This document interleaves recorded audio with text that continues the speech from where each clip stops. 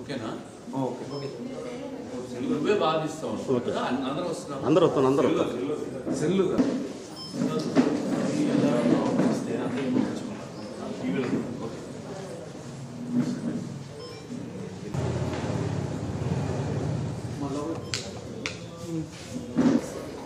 Okay.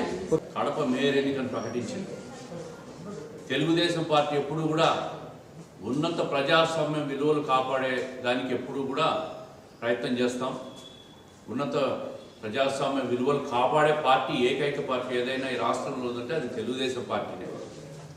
ఈరోజు ఈ ఎన్నికల కమిషన్ ఈరోజు కడప కార్పొరేషన్ మేయర్ ఎన్నికల్లో తెలుగుదేశం పార్టీ సభ్యులు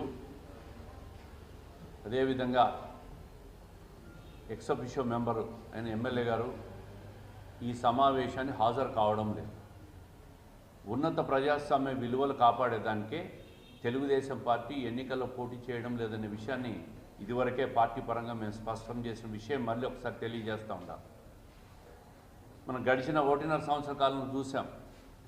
గత ప్రభుత్వంలో వైకాపా కార్పొరేషన్ పాలనలో మేయర్ అవినీతికి పాల్పడినాడని చెప్పి ఆరోపణలు చేసి విజిలెన్స్ నివేదిక ఆధారంగా చట్టపరంగా తొలగించాం.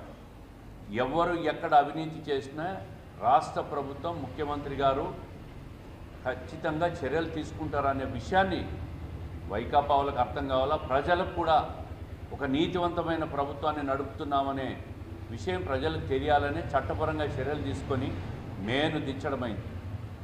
ఆ క్రమంలో అవినీతి చేసినా కూడా తనను తాను కాపాడుకునేదానికి, పదవిని కాపాడుకునేదానికి అనేక పర్యాయాలు హైకోర్టుకు పోవడం, న్యాయపరమైన స్టేలు తీసుకొచ్చుకోవడం ఇవన్నీ కూడా జరిగినా కూడా చివరకు న్యాయస్థానం అవినీతి చేశాడని నిరూపణ చేసి తొలగించడం జరిగింది.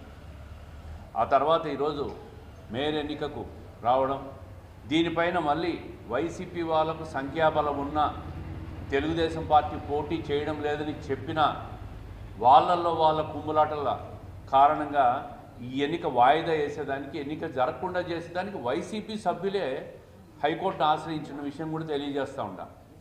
దాని మీద వాదోపవాదం జరిగి నిన్న హైకోర్టు కూడా న్యాయ పరిధిలో ఎన్నికల కమిషన్ దాంట్లో జోక్యం చేసుకోమని చెప్పి వాళ్ళు వేసిన పిటిషనే కొట్టివేయడం కూడా చూసాం.